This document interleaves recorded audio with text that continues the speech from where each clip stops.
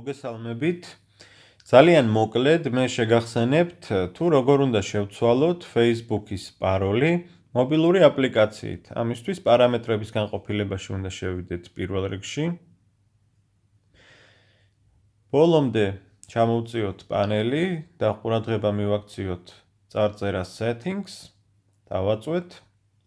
შემდეგ ბოქლომის ნიშანს დავაკვირდეთ და პრივატულ განყოფილებაში გადავინაცვლოთ ამ ღილაკზე დაჭერით.